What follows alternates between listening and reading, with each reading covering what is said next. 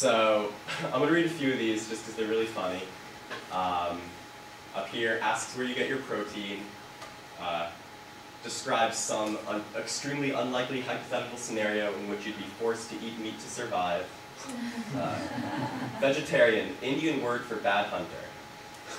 So, in addition to being very funny, this, we know there are probably, a number of questions that we'll get often.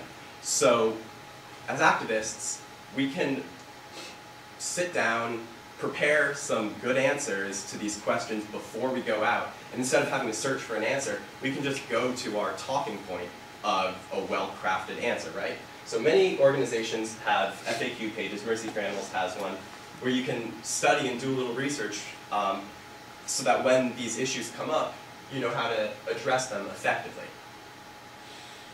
And I'd be happy to give some resources for these. ChooseVeg.com, MFA's website, has some great questions and answers. I'd also recommend Melanie Joy's website, Carnism, I believe it's carnism.com, on her Carnism Action and Awareness Network. Or you can just wear the shirt. No, I don't eat meat. Yes, I get enough protein. No, my shoes aren't leather. Yes, I have a life. Tip number 7, don't get distracted.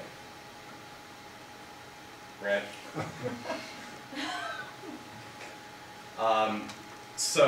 Sometimes when we're advocating for animals, people like to bring in other issues. How do you feel about abortion? Are you a Democrat or Republican? People want to catch us off guard and find something they can use so that they don't have to take what we're saying seriously, right?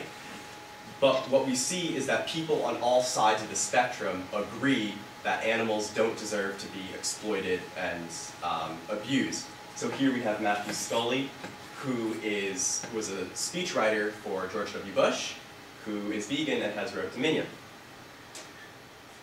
We also have Dennis Kucinich, House of Representatives from Ohio, who is vegan. So as we can see, people all over the spectrum agree that animals don't deserve to suffer. In many religions as well, that's an issue that will sometimes get brought up. Many religions believe, have a message of peace and a message of compassion at their core. And it's just a matter of extending these to all beings. Tip number 8, paint a picture with your words. So this comes back to animals not being able to express for themselves. And many people don't know what modern farms look like. Nowadays, if you drive by a modern farm, all you'll see is a windowless shed. You won't even have any idea that there are probably tens of thousands of animals in there. So it's up to us advocates to paint a picture with our words.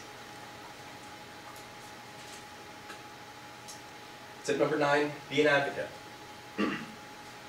Many organizations have these t-shirts. They're one of my favorites. Ask me why I'm vegetarian. It's a great way in your daily life to bring up this issue. We talk about how do we bring up this issue. One activist I know encourages people to donate to Goodwill all their t-shirts that they have and just purchase Ask Me Why I'm Vegetarian shirts. Mercy for Animals has one, Compassion Over Killing has one, Farm Sanctuary also puts out another one. And it's a great way for you to get into conversation with someone, right? So probably my favorite time I've gotten into a conversation from wearing this shirt is I was going to the airport to go on a flight. I load up all my stuff on the security belts, and they wave me on to walk through the metal detector. My hands are up, I walk through, and then this woman stops me. So I stop, and she's looking at my shirt, and she says, "So, why are you a vegetarian?" So with a lot of people behind me, I didn't have enough time to really get into conversation, as I've been saying. So what I left her with was just a thought, and I said, I'm not comfortable paying someone to do something that I wouldn't do myself, or that I'm not comfortable even being in the same room. And she said to me, "All right, I can see that." So wearing these t-shirts does help. Or you could drive around in this car. So when I was in Texas this summer, this was the car that I got to drive around with Mercy for Animals. And there were multiple times where I'd park in the Whole Foods parking lot, and someone would leave a little message in my windshield saying, "Thanks so much for thanks so much for being an advocate for the animals. People need to know where their food comes from, but I was lucky. You could also embed ChooseVeg, link to chooseveg.com in an email signature, easy way to, when you're sending off emails, to get people to take a look at all the healthy and many reasons there are to explore a vegetarian and vegan diet. 2 books I also want to recommend while we're talking about being an effective advocate. On the left, we have The Animal Activist's Handbook, which is a must-read for all activists. It's a book that I want to continue reading every 6 months just to ground myself. Matt Ball is a co-founder of Vegan Outreach. Bruce Friedrich right now is the Senior Director of Initiatives at Farm Sanctuary. And this book has a lot of practical tips on how to be an advocate in your day-to-day life. On the right, we have Change of Heart, a book by Nick Cooney, who founded the Humane League, and he's currently running the Compassionate Communities department at Farm Sanctuary.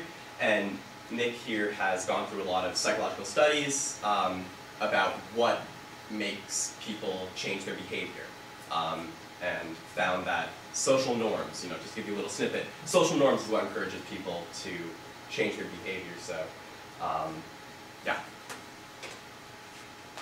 Tip number 10, which is something that I think is really easy to forget once we become aware of these issues, once we see videos like my story and realize that we really want to do all we can to protect these animals who are suffering so greatly, but we really need to take care of ourselves so that in the long run, we'll be able to help the most number of animals. Right? So we don't want to be the overwhelmed traits, high-pitched squeals of desperation, constant haunted look, warning, love life non-existent. I'm afraid that's what my life was like planning for this conference last week.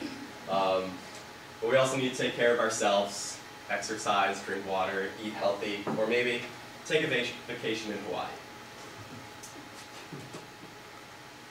And ask ourselves, did we have fun today? So wrapping up, it was Martin Luther King Jr. who said, "Let us realize the arc of the moral universe is long, but it bends towards justice." And Margaret Mead, who said, "Never doubt that a small group of dedicated, thoughtful citizens can change the world. Indeed, it's the only thing that ever has." So that's all I've got. If you have any questions, I think we've got some time to ask them. Otherwise, if you want to come up to me later, I'd be happy to talk more about anything. Thank you, guys.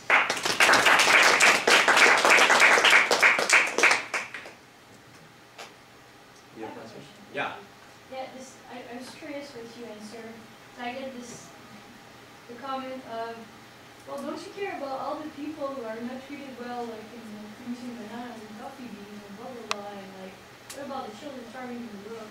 And every time I'm being told this, when I'm trying to explain to someone why to like care for non-humans, I'm just like, yeah, I know this sucks too, like I don't know what to say to you, but so what do you usually answer? I try to go in a way sort of like, it doesn't mean that you should, torture or harm, like you can care for both or something, but like.